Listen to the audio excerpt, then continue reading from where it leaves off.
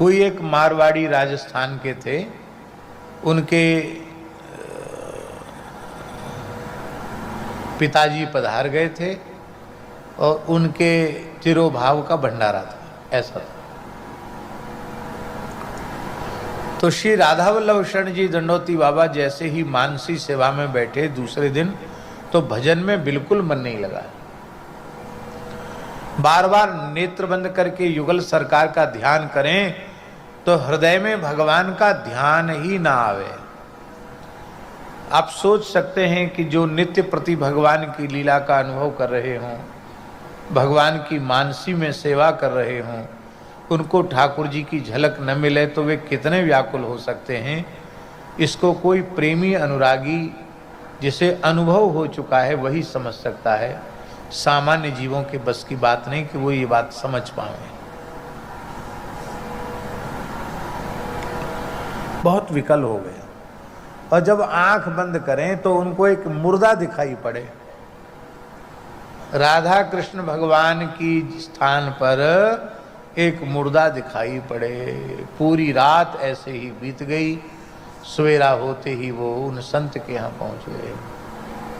भाई मेरा तो सर्वनाश हो गया, मेरे भजन का नाश हो गया, क्या बात है, कैसा अन्न था? तो उस व्यक्ति से पूछा, भाई बोले हमारे पिताजी के निमित्त ये भंडारा था और भगवान जाने है ये परंपरा के नहीं, पुस्तक में लिखी है।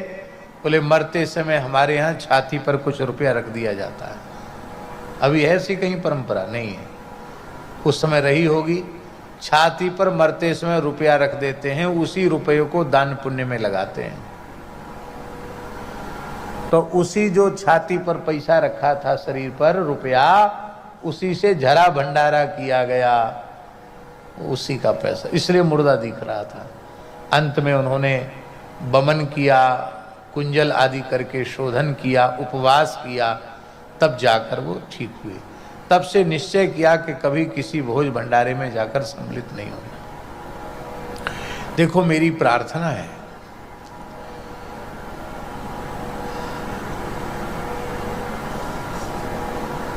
मृत्यु भोज को ग्रहण करने का अधिकारी संध्योपासन संपन्न, गायत्री जप परायण पवित्र ब्राह्मण ही वह श्राद्ध कर्म में अथवा पितृकर्म में बेहतर है। इसलिए ब्राह्मणों को भोजन कराओ, यही उत्तम पक्ष है। पर श्राद्ध में